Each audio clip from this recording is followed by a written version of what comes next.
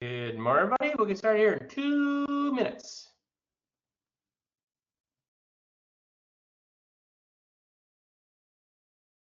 Start here in about 2 minutes.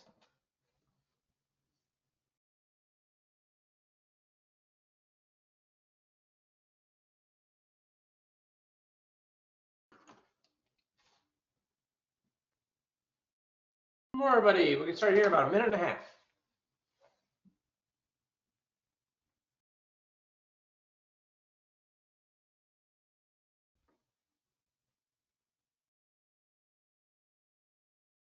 Good morning, everybody. We'll get started here in a little less than a minute.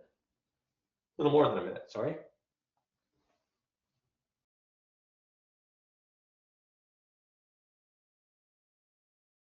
Start here in about a minute.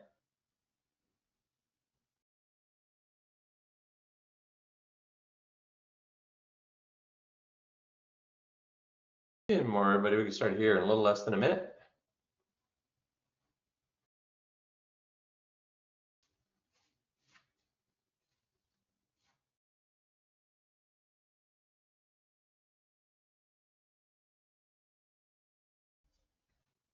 Good morning, everybody. We can start here in just about 30 seconds.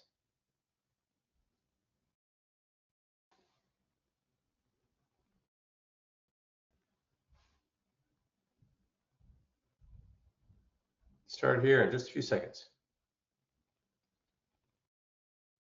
Get the stragglers dialed in, and then we'll get started.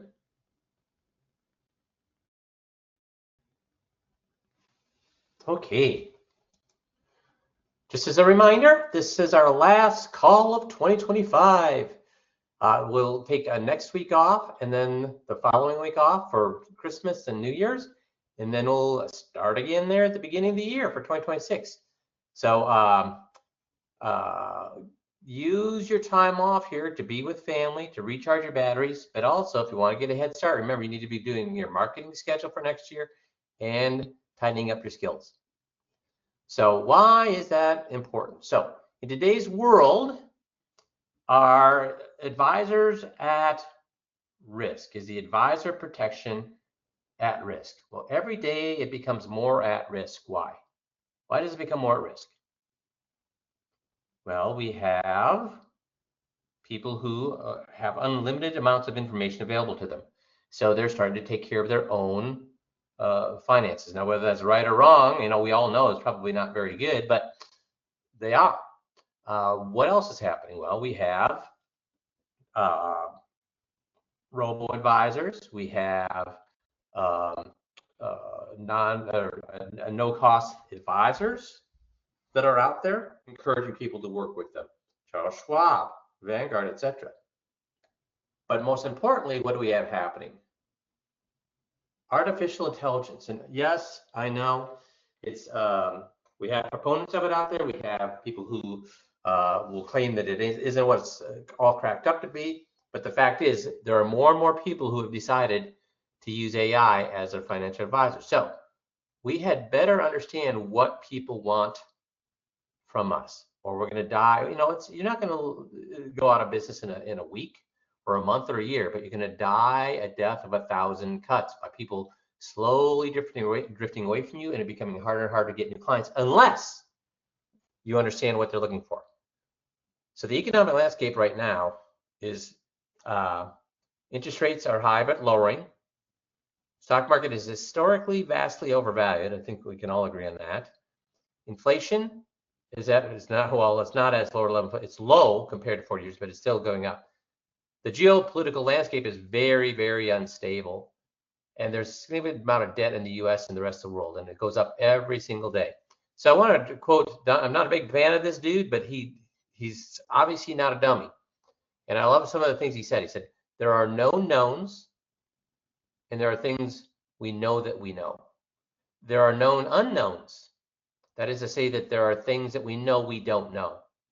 But there are also unknown unknowns, and there are things we do not know we don't know.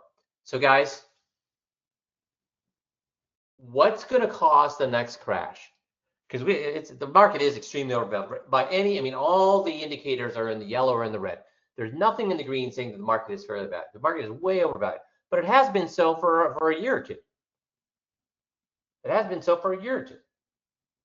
So you've all heard my analogy that we are in a shed, a wooden shed filled with 100-year-old newspapers with a gasoline can and a kerosene can and a box of matches. That doesn't mean the shed's going to go up in flames, but it does mean even the slightest, tiniest mistake could cause that shed to go up in flames. So do we know what's going to cause the next crash? No. No. All those things, all those yellow and red indicators, we have no clue what is, even though we say there's a lot of danger, we have no clue what will actually be the thing that lights it on fire. So be prepared. So why should you choose an annuity? Well, it's worry-free retirement. Annuity provides a series of periodic income payments, worry-free, dependable sources of retirement income. We have annuities that will give people income. We have people who give them guaranteed payments with medical advances and healthier lifestyle choices, people living longer. Simple. Annuities are so much simpler than managing other investments. So are you talking to your clients about annuities? This is income producing annuities. I could spend a whole call on fixed index annuities.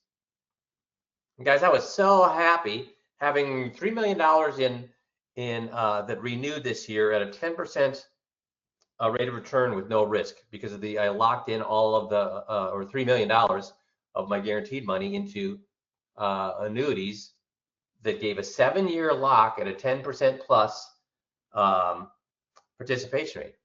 So how happy am I getting? Even, yeah, if the market went up more, yeah, but I made 10% on $3 million, and I have no fear of losing that money even the market crashes. In fact, I'd be happy if the market crashes. Why? Because my investments will start at a lower starting point again for the following year. So guys, make sure you're talking to your clients about annuities, because if you're not, somebody else is going to. So here's the thing I want to talk about: how to choose your financial advisor. A quick checklist to make the best choice. This is what people are looking for. Why do people fire advisors? You need to know these things, because number one, it prevents you from being fired. Number two, it allows you with a 21-point checklist to find people who will fire their financial advisor. So this is from Financial Advisor Magazine. For every client your advisory firm has, there's at least one more you could have in the future. Someone who couldn't even you wouldn't even have to compete for. The Ensemble practice found in a recent survey that only 32% of high-income consumers have advisory relationships, only a third. And though most people haven't ever worked with an advisor, the industry has already managed to disappoint close to a quarter of the potential. So the 32 that have advisors, a quarter of them are dissatisfied. So guys, you have 2/3 of the people you could go after because they don't have advisors, and this is high-income advisors. And of the people, the third of people who do have advisors, a quarter of them are not happy. So when seeking out new professionals, clients trust their friends, family, and most, but they also notice brands and assign a lot of importance to the reputation of the firm. Guys, we're independent, so we can't leverage brands or the reputation of the firm. What we can leverage is our clients' trust and families in us to refer us to their friends and family if you do it the right way. Do we have systems that help you do that? Yes, we do, and we'll touch on those a little bit later. The way consumers approach the search varies by gender, by wealth, and by source of wealth. But it's universal that consumers begin their search by asking someone they're close to, do you know a good advisor? So in a recent survey of 500 consumers, all with incomes of 100,000 or more, net worth between 500,000 and 5 million, targeted regardless of whether or not they had advisors. So a recent survey of these people here. What do they want? Are you working with a financial advisor? A third of them said yes. A quarter of them have said, I've worked with one in the past, but I'm not working with one at the moment because I didn't like that person. But 40% of them, 45% of them have never worked with one. So again, we said of this third, a quarter of them are willing to leave. A quarter of them have already left, and we still have a 43%, close to 45% that have never worked with one. So this is a huge, huge opportunity for you. That opportunity is present in every wealth segment. Even among those investors with more than $5 million in net worth, 18% have not formed an advisory relationship. 26.4% of those with 1 million to 5 million also have never had one. Nor have 41% of consumers with between 500,000 to 1 million. Guys, this is a ton of people that you have access to. So when they asked them, how did you find your advisor? The ones that had advisor, how did you find advisor? 20 or basically 40% of them said through a family member or a friend's recommendation. And again, do we have systems on 5Q to leverage that? Yes, we do. I was already a client of the firm for other services.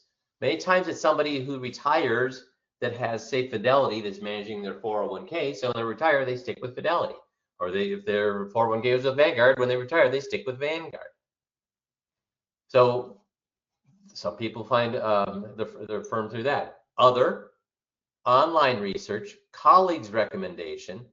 They reached out to me through a contractor recommendation with my current employer, recommendation with my CPA attorney, listing of financial advisors. So guys, if we want to spend or leverage our time to get the most referrals or find the most clients, what should we be doing? We should be being awesome with our current client base. And then that's just not good enough. Being awesome with the current client base is not good enough. You have to then teach them, make it easy for them, make the pipeline so simple for them to send people your way. So let's talk about, first of all, how can we make our clients' experience with this unbelievable?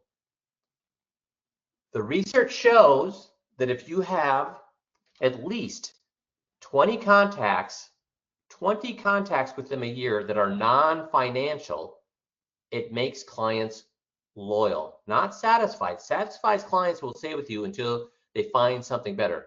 Loyal clients stay with you forever. Loyal clients refer to you. Loyal clients will refer you to a friend, refer you to a family member. And we're going to show you again how to streamline that. But let's talk about how do you make them loyal. 20 non-financial contacts. Do we give you tools to do that? Yes. You have your monthly emails you can send. That's 12. You have your monthly newsletters you can send. That's 24. That's 24 right there. And are our newsletters and our emails non-financial? Yes, they are. We do that on purpose. What are other ways you can do it? You can do it. Remember, I wrote 250 a week, 200 a month, handwritten notes. Client anniversary. So when the day they became a client of mine, their birthdays. I sent out Thanksgiving cards. I didn't send out Christmas cards. And when I sent out my Thanksgiving cards, guys, and you still have an opportunity to do this for a New Year's card. It's kind of getting late for Christmas, but New Year's card. Should you, and Allie, I'd like some people to answer questions. Should you make it easy on yourself? Have cards that are pre-printed and maybe just sign them. If you had a choice of not sending them at all, not sending a Christmas card at all, or having a pre-printed, because whoa, you got 350 clients, that's hard. Not sending them at all, or sending a card that's pre-printed and all you do is sign it. What should you do? Not send it at all, or send the pre-printed one where you sign with the ink, with your own hand, and sign it. So what do people say? Not send, or so not, or how about send, don't send. Type that into the answer box. Send, don't send. So don't send at all, or send one with pre-printed with your handwritten signature with a pen. Which one? We're getting a few sends. Nope, do not send. Do not send, do not send, do not send. What does that tell? If you don't send, do they even think, huh, my financial advisor didn't send me a Christmas card? They don't even think that. But if you send one and it's pre-printed and all you do is sign it, what does that tell your client? You are now on their radar. And what does that tell your client? The amount of time, effort, and thought you put into them this Christmas.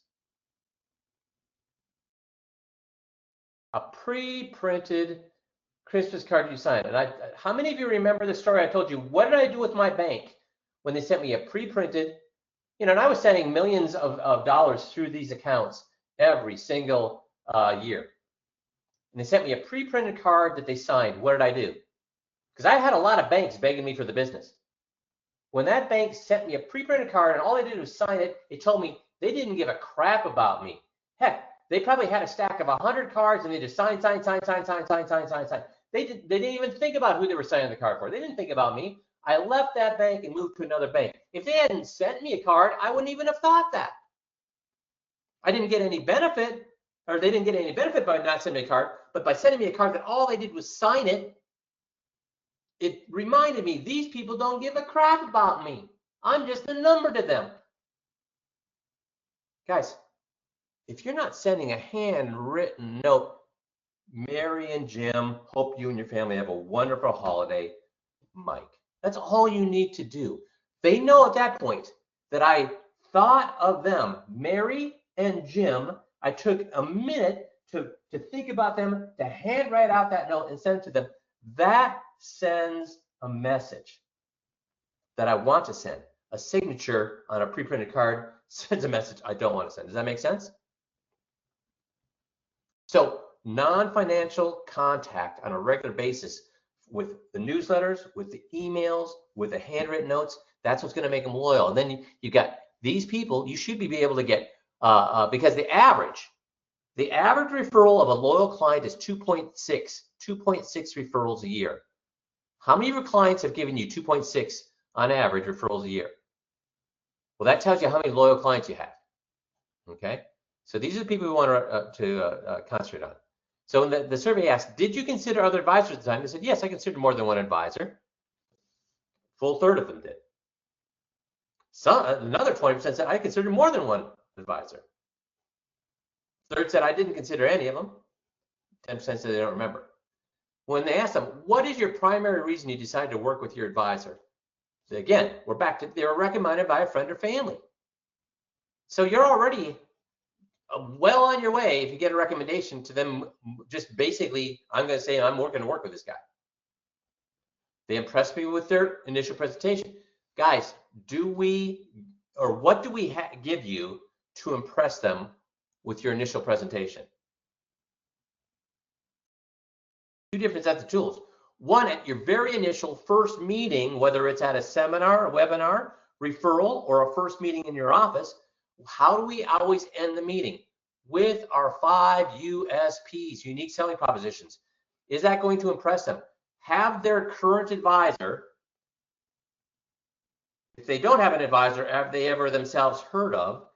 If they're just simply working with a 401k provider, has that provider ever told them how they could increase their retirement income by 25%, reduce their risk, and they don't have to move a cent? Has that advisor, have they themselves, or as the 401k provider, told them or asked them, how are you working with a program that will replace the no-cost program, or the program that will replace your clients, or your spouse's Social Security income when they retire? Are you working with a program? Are you using the technique that will reduce the tax you pay in your IRA by 70%? Are you using the technique that will reduce the tax you pay on your investment income by over 90%?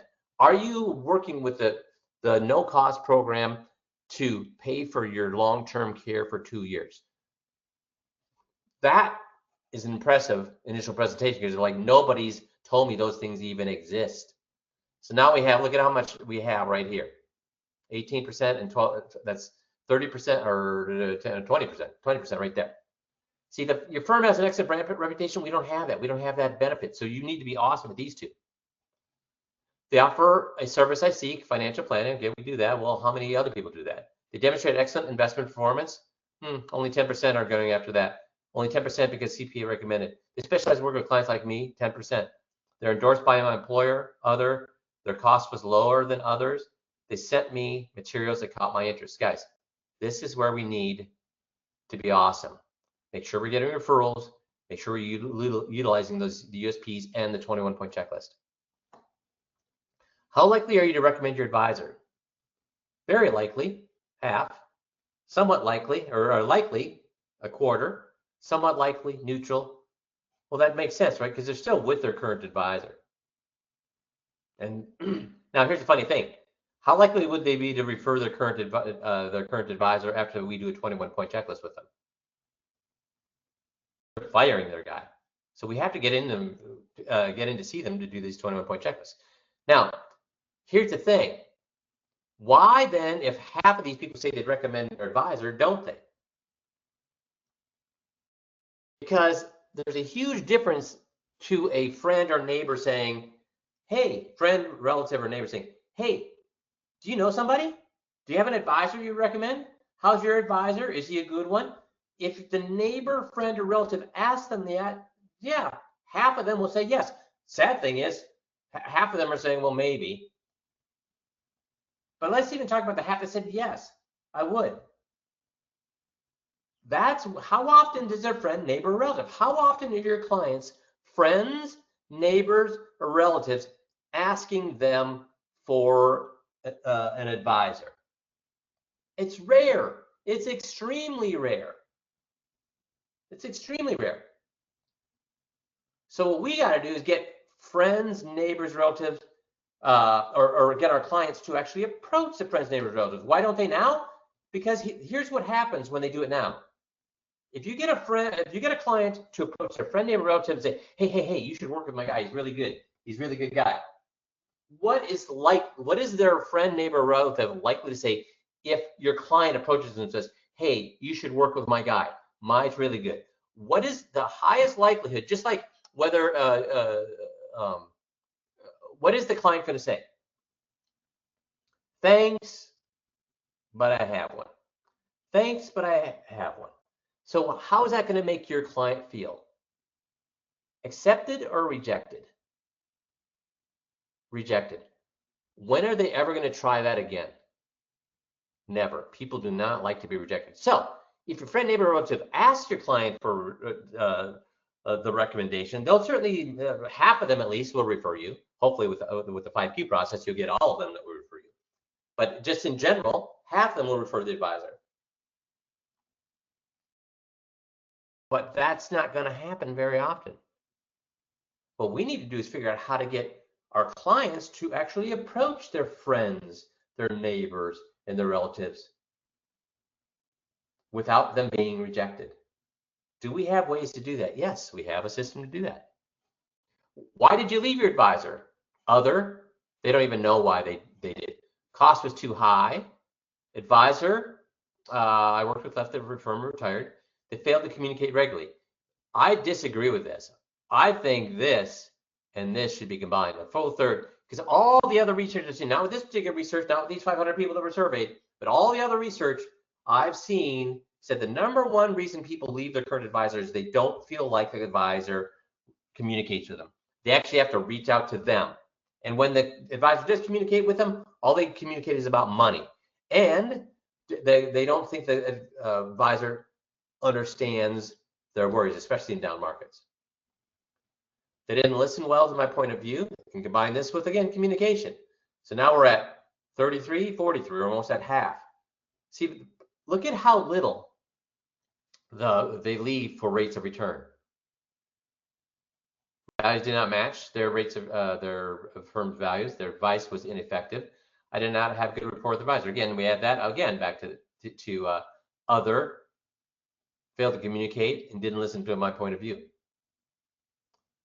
These disappointed consumers left for a variety of reasons, from their advisor's failure to communicate to poor performance or mismatch of values to the perception of high cost. Most commonly, there was just a general sense of dissatisfaction with the relationship. People who couldn't even put it into words. I just don't feel that the person is the person I want to work with. Guys, if you're communicating with somebody 20 plus times a year about non-financial things, sending them handwritten notes, are they going to feel a dissatisfaction with you? No, they are not. They're going to love you. So again, we're back to these numbers. Oops. So the opportunity is present in every wealth segment, even among the investors with more than $5 million net worth, the ones between 1 million and 5 million, and these are all people we'd love to become clients of ours.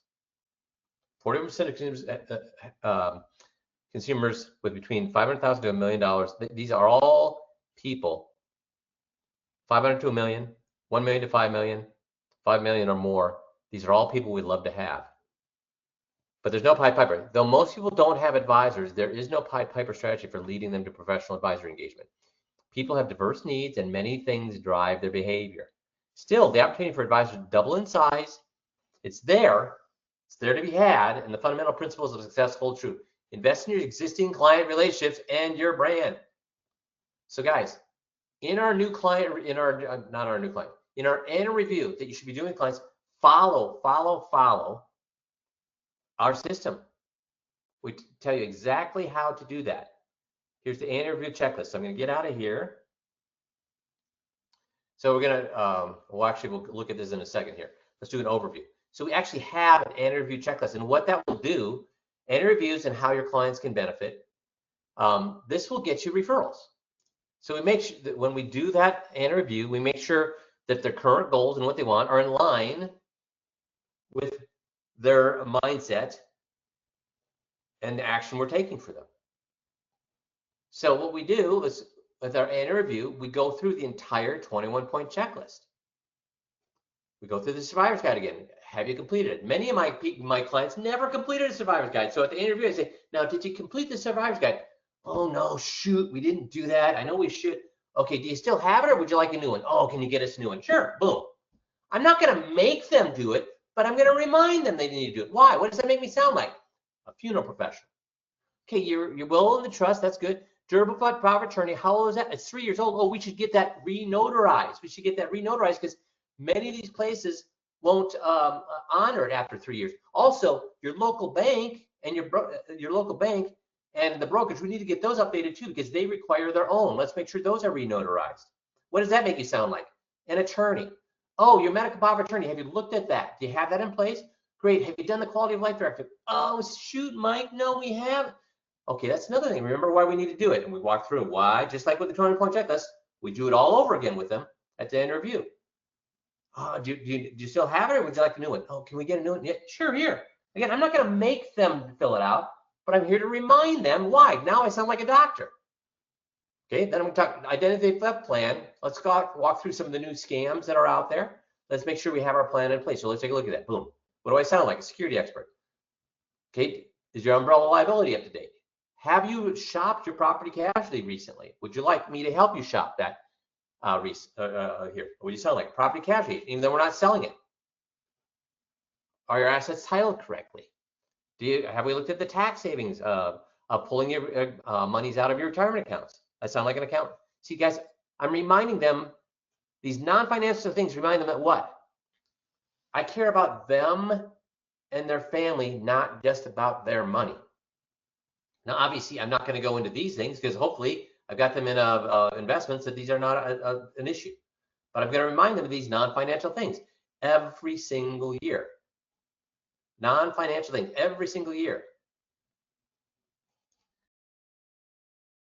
So, you're basically going to do a 21 light process with them every single year.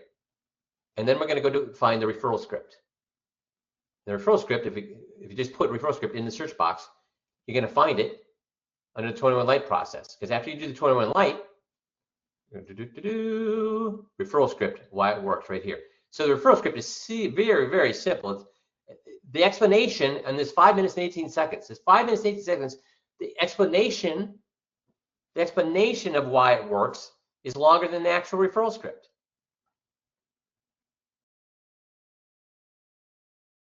So much has been made about the massive generational wealth transfer from aging boom. So before I do that, I'm going to get out of here a second. And I just want to walk you through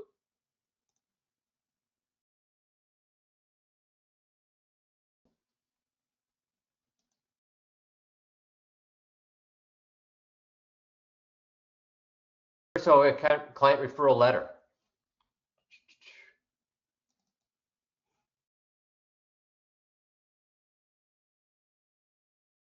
Okay. Hope this finds you well. I just saw something that came to mind. A friend of mine just walked through the new website, but full checklist. That's our guys. If you're not using full checklist, you're missing a huge opportunity. It finds benefits for residents born before 1950. So boom, we have that letter. We have help clients give you referrals handout.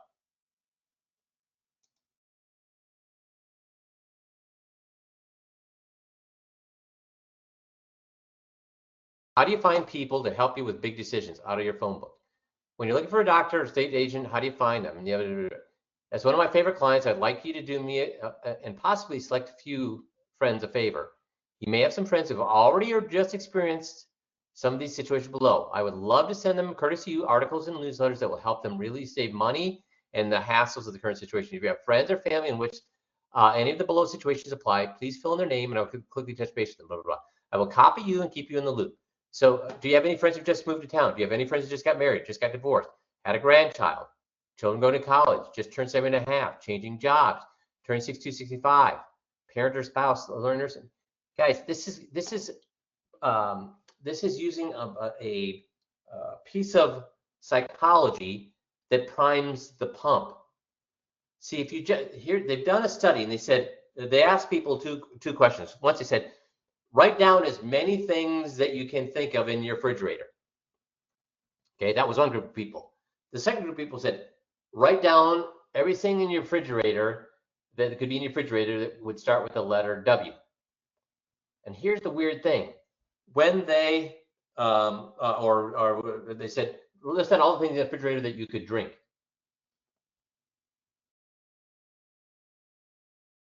And when you gave them the opportunity to write down as many, with no limitation whatsoever, anything in your refrigerator versus anything in your refrigerator that you put in the refrigerator that you could drink, what list do you think was longer? When they give the people an unlimited amount of opportunities, or when they said things you can drink? It ends up when you say things that you can drink, or things that begin with the letter W.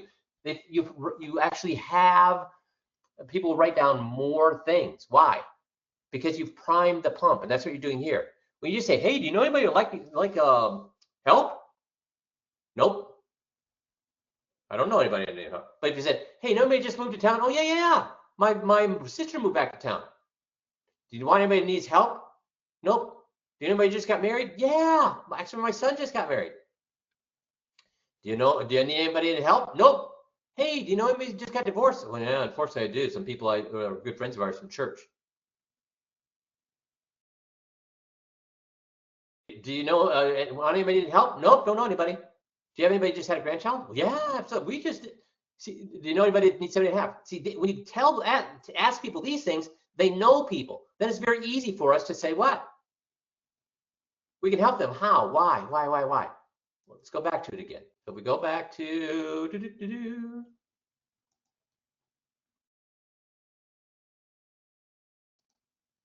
we go back to the 21 light process.